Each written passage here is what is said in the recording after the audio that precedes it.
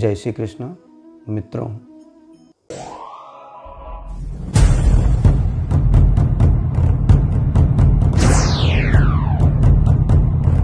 आज हम ज्योतिष के एंगल से भारत के यशस्वी प्रधानमंत्री नरेंद्र भाई मोदी जी के कुंडली का थोड़ा बहुत अध्ययन करेंगे कि क्या कहती है उनके ग्रहों की चाल और क्या कहती है उनकी कुंडली।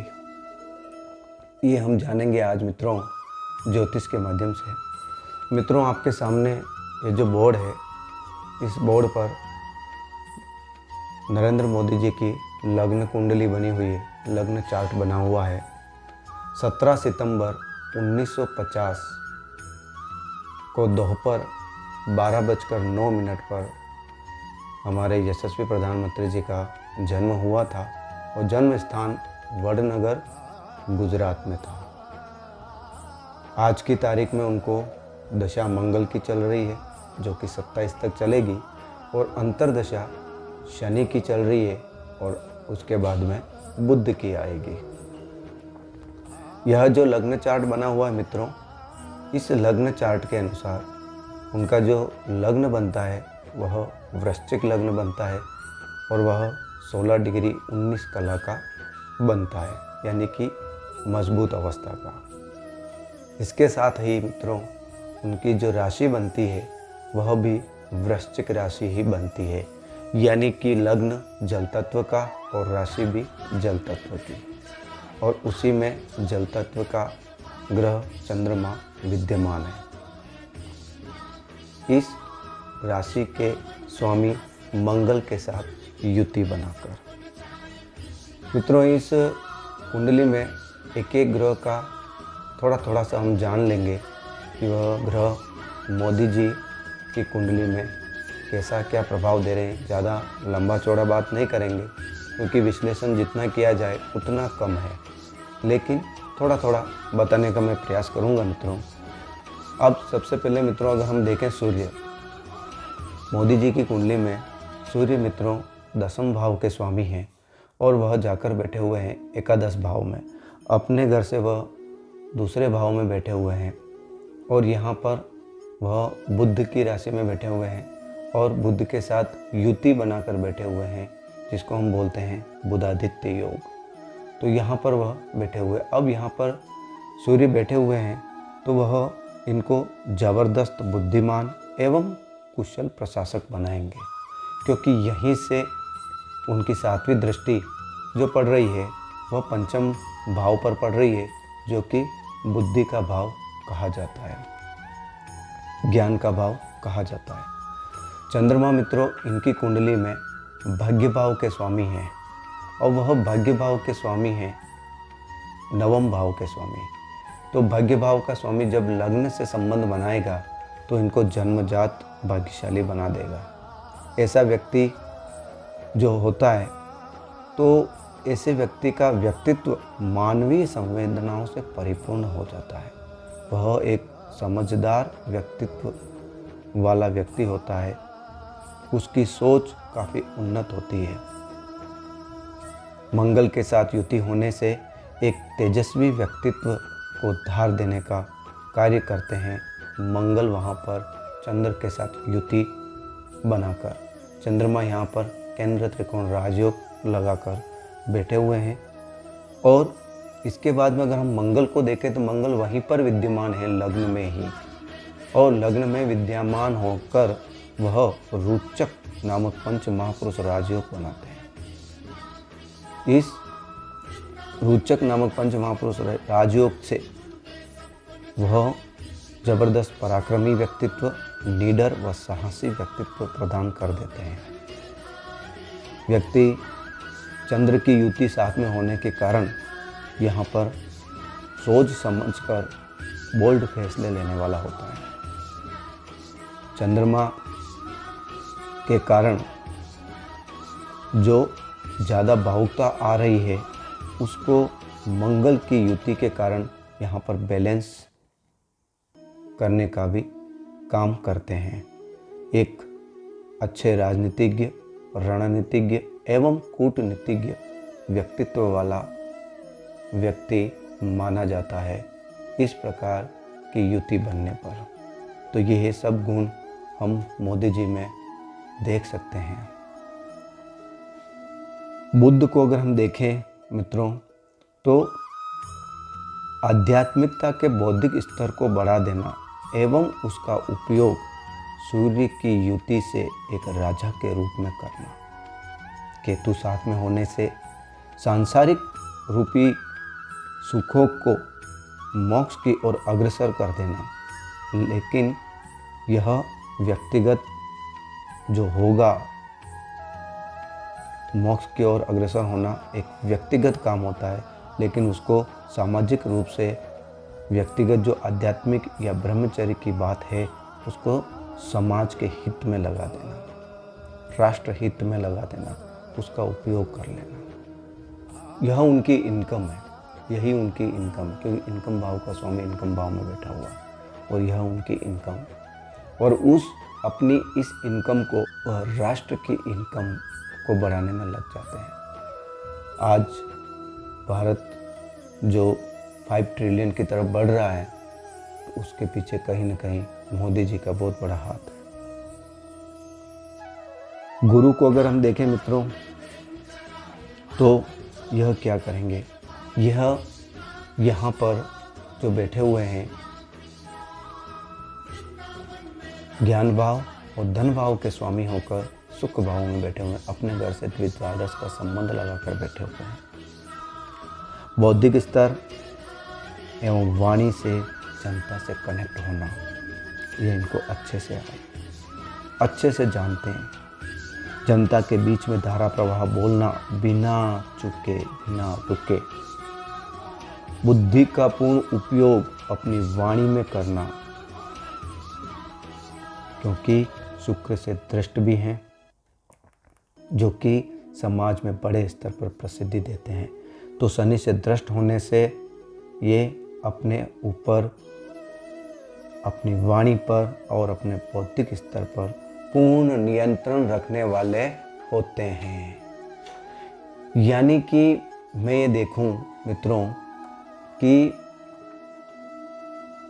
गुरुदेव यहाँ पर उनको समाज में, राष्ट्र में और यानी कि पूरे विश्व में कनेक्ट कर रहे हैं। गुरुदेव यहाँ पर शनि और शुक्र की दृष्टि उनको और आगे ले जाने का कार्य कर रही है। शुक्र मित्रों यहाँ पर इनको वैराग्य और ब्रह्मचर्य, क्योंकि शुक्र भोग का कारक है, लेकिन वह शनि के साथ युति में बैठा हुआ है, तो वह क्या करते हैं, जो वैराग्य और ब्रह्मचर्य मोदी जी ने लिया, उसको शुक्र क्या करते हैं, राजनीति में प्रवेश करवा देते हैं, उसका उपयोग राजनीति में करवा देते हैं, और वह भी उच्च स्तर की राजनीति करवाते हैं, और उसमें वह अपनी पूर्ण कूटनीति का उपयोग करते हैं। गुरु से दृष्ट होने से स्पष्ट वाली राजनीति करते हैं, और शनि के साथ होने से न्यायशील वाली राजनीति करते हैं। एक न्याय वाली राजनीति यहाँ पर करते हैं हमारे यशस्वी प्रधानमंत्री भाई नरेंद्र मोदी जी। अगर मित्रों मैं शनि को देखूं, तो शनि मित्रों यहाँ पर इनके 10वें भाव में बैठे हुए हैं, और ये 2 भाव के स्वामी हैं मित्रों, इनके पराक्रम भाव और सुख भाव, इन 2 भावों के स्वामी हैं, और वह स्वयं बैठे हुए हैं कर्म क्षेत्र में। यहाँ से बैठकर वो अपने घर को देख रहे हैं सात्विक दृष्टि से, और यह जो देख रहे हैं यह जनता का घर है, जनता का भाव है, और इस अपने भाव को जब ये देखते हैं और इसके साथ में 10वीं दृष्टि से यह दाम्पत्य भाव को भी देखते हैं, तो मित्रों ये दाम्पत्य भाव को देखने के कारण वैराग्य की ओर इनको ले जाते हैं, संन्यास की ओर प्रवृत्त करते हैं, एक सन्यासी प्रवृत्ति इनके अंदर डाल देते हैं। लेकिन यहीं से यह समाज और राष्ट्र, जनता के भाव को देखने के कारण ऐसा व्यक्ति राष्ट्र, धर्म और समाज के लिए बड़ा कार्य करने वाला होता है। यह मोक्ष के मार्ग की ओर भी ले जाने वाले होते हैं, क्योंकि यहीं से तीसरी दृष्टि मोक्ष भाव पर पड़ रही है।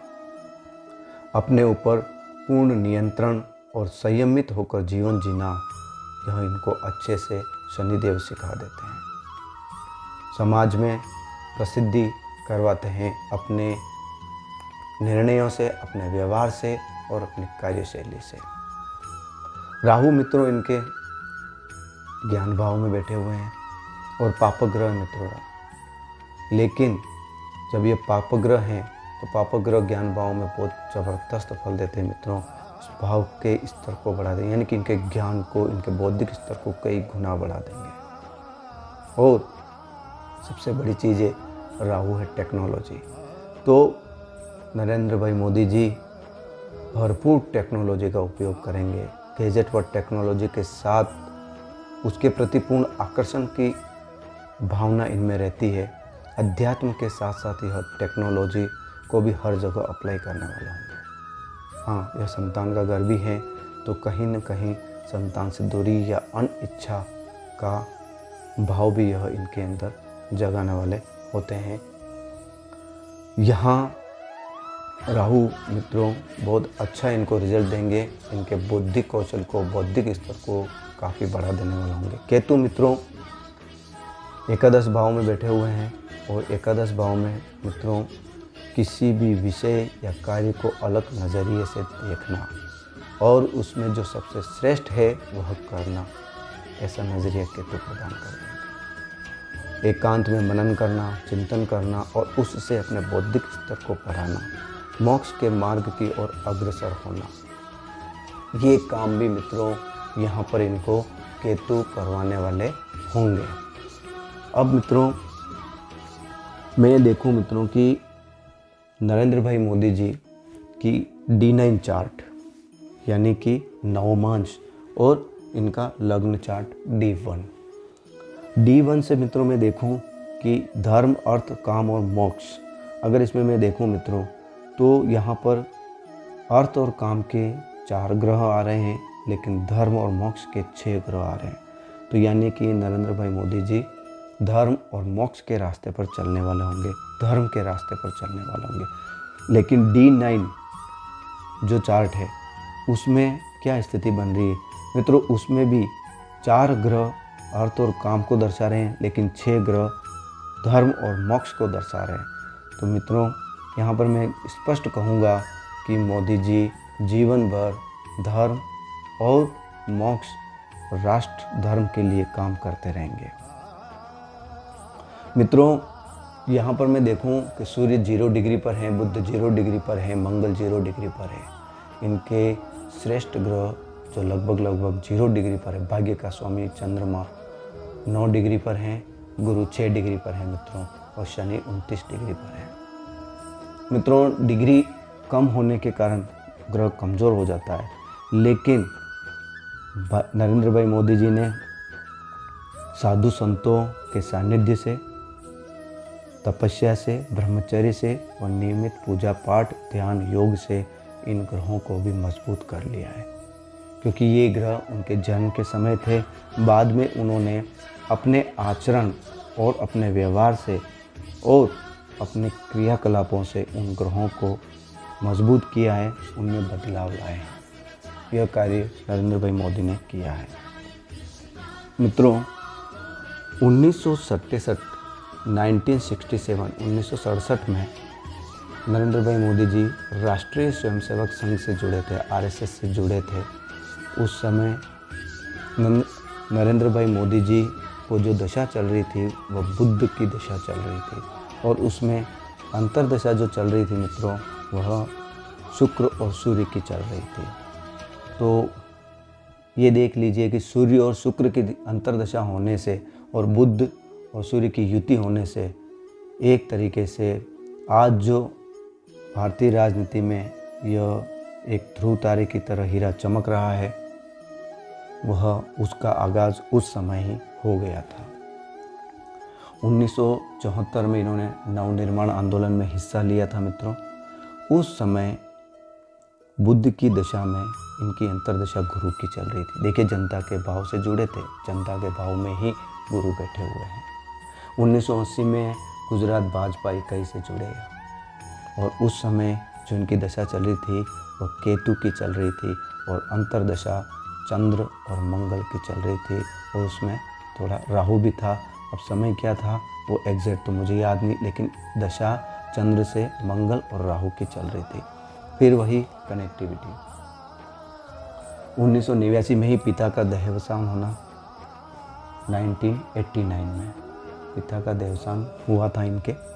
और उस समय इनको जो दशा चल रही थी वह चल रही थी शुक्र की दशा चल रही थी और अंतर्दशा जो इनको चल रही थी उस समय ये लगभग सूर्य की ही चल रही थी, सूर्य और चंद्र। तो मेरे हिसाब से क्योंकि सूर्य पिता का कारक है, आत्मा का कारक है, तो सूर्य डिग्री अंश में भी कमज़ोर है। 1988 से 89 में यह गुजरात भाजपा के महासचिव बने और समय लगभग यही था। चंद्र और सूर्य चल रहे थे शुक्र के अंदर। इसके बाद भी मित्रों 1990 में सोमनाथ अयोध्या रथ यात्रा में इनकी मुख्य भूमिका रही, जो कि आडवाणी जी के नेतृत्व में चल रहा था। उस समय इनको जो दशा चल रही थी शुक्र की और अंतर्दशा जो चल रही थी वही चंद्रमा की चल रही थी और चंद्रमा की दशा चल रही थी। अब मित्रों मैं यहाँ पर देखूं कि इसके बाद वह कई राज्यों के प्रभारी बने। 1995 में उन्होंने भाजपा के राष्ट्रीय सचिव का दायित्व संभाला, 1995। अब यहाँ पर उस समय इनको दशा शुक्र की और अंतर्दशा चल रही थी इनको मित्रों राहु और गुरु की। फिर जनता से भाव से कनेक्टिविटी और राहु का सडन एक बड़े स्तर पर दायित्व को प्रदान करना। अब 1998 में यह महासचिव बन गए भारतीय जनता पार्टी के। उस समय शुक्र की दशा और अंतर्दशा जो इनको चल रही थी वह चल रही थी शनि की। देखिए फिर वही कनेक्टिविटी जनता के भाव से। 2001 में गुजरात के ये सीएम बन गए और 2001 में इनको दशा जो चल रही थी वो बुध की अंतर्दशा चल रही थी, जो कि सूर्य के साथ युति में बैठे हुए हैं शुक्र की दशा के अंतर्गत। 2002 में गुजरात का गोधरा कांड हुआ था और उसमें जो दंगे हुए थे और उसके बाद जो विधानसभा चुनाव हुए फिर उसमें उन्होंने ज़बरदस्त जीत हासिल की। शुक्र में बुध की अंतर्दशा चल रही थी। इसके बाद में मित्रों 2007 में फिर इन्होंने जीत दर्ज की डेवलपमेंट के नाम पर, विकास के मुद्दे पर। और उस समय जो इनको दशा चल रही थी वह सूर्य की दशा। एकदम 2004 से तो इनको पीछे मुड़कर देखने का मतलब ही नहीं था, क्योंकि सूर्य की दशा चल रही थी और अंतर्दशा जो चल रही थी उस समय और वह चल रही थी गुरु की। वाह क्या बात है, मतलब पीछे मुड़कर देखने का कोई काम ही नहीं है। 2012 में फिर इनको विजय प्राप्त हुई और 2012 में चंद्रमा, देखिए भाग्य का कारक जो लग्न में बैठा हुआ है उसकी दशा और अंतर्दशा चल रही थी मंगल और राहु की, यानी कि फिर विजय। और 2014 में प्रधानमंत्री, यानी कि चंद्रमा में गुरु से श्रेष्ठ क्या होगा। गज केसरी योग का नाम तो आपने सुना होगा, यह दशा वाइज गज केसरी योग बन गया। तो चंद्र में गुरु यानी कि यहाँ पर माननीय प्रधानमंत्री जी प्रधानमंत्री बने। 2019 में वापस प्रधानमंत्री बने और 2019 में भी देखिए चंद्र में इनको जो चल रहे थे, चंद्र में शुक्र चल रहे थे और शुक्र इनके कार्य क्षेत्र में ही बैठे हुए हैं। बहुत अच्छी स्थिति। एक और गज केसरी चंद्र गुरु और चंद्र शुक्र दोनों से बनता है। मैं दशा वाइज बता रहा हूँ, कुंडली में गज केसरी नहीं है, दशा वाइज गज केसरी की बात कर रहा हूँ, यानी कि बहुत अच्छी स्थिति। मित्रों अभी आज की तारीख में इनको मंगल की महादशा चल रही है मित्रों, ये 2027 तक चलेगी और इनको कोई पीछे मुड़कर देखने की ज़रूरत नहीं है मित्रों, क्योंकि यह समय इनके लिए श्रेष्ठ समय चल रहा है। और यहाँ पर आज की तारीख में मित्रों जो इनको दशा चल रही शनि अंतर्दशा चल रही शनि और बुध के बाद में आने वाली है। फिर मित्रों यह विजय प्राप्त करेंगे और एक ज़बरदस्त विक्ट्री लेकर आगे बढ़ेंगे मित्रों। पीछे मुड़कर देखने का कोई काम नहीं है, क्योंकि मोदी जी को जो दशाएं चल रही है और दशाएं मिली हुई है, ज़बरदस्त मिली हुई है। 2027 के बाद में फिर राहु आ रहे हैं मित्रों। राहु वहाँ पर भी इनको पीछे मुड़कर नहीं देखने देंगे, आगे भी गुरु आ रहे हैं मित्रों। मैं कहूँ कि इनको दशा वाइज दशाएँ बहुत शानदार मिली हुई है। बचपन में जो इन्होंने संघर्ष देखा था, वो संघर्ष भी उनको उनकी दशा, जैसे शनि की दशा थी तो 50 से 60 यानी कि ये 10 साल का जो पीरियड था इस समय, क्योंकि कहते हैं कि जीवन के प्रारंभिक दौर में शनि और राहु बहुत बुरे फल देते हैं, अच्छे फल नहीं देते हैं। बुरे फल का मतलब है कि व्यक्ति को का परिमार्जन बहुत करते हैं, उसकी घिसाई बहुत करते हैं व्यक्ति की, लेकिन इस कारण उनको प्रारंभिक अवस्था में ये कष्ट देखने पड़े। इसके बाद में जैसे जैसे बुध आए और बुध आने के बाद में धीरे धीरे वो वापस अपने लक्ष्य की ओर बढ़ते चले गए। इसके बाद में मित्रों जब ये राहु आएंगे 27 के बाद, तो राहु जो आएंगे वो उत्तरार्ध में आने वाले हैं, तो उत्तरार्ध में भी राहु कोई बुरा फल प्रदान नहीं करते हैं। तो मित्रों ये थोड़ा बहुत प्रयास किया है मैंने कि हमारे यशस्वी प्रधानमंत्री मोदी जी की कुंडली किस प्रकार की है। बहुत शानदार कुंडली है मित्रों, और इस कुंडली में जितना कहा जाए उतना कम है। पूरा दिन इस कुंडली के ऊपर विश्लेषण किया जा सकता है, लेकिन मित्रों समय की मर्यादा को देखते हुए, समय को देखते हुए बस मैं इतना ही कहूँगा कि एक बार फिर हमारे यशस्वी प्रधानमंत्री नरेंद्र मोदी जी फिर से प्रधानमंत्री बनने वाले हैं। धन्यवाद।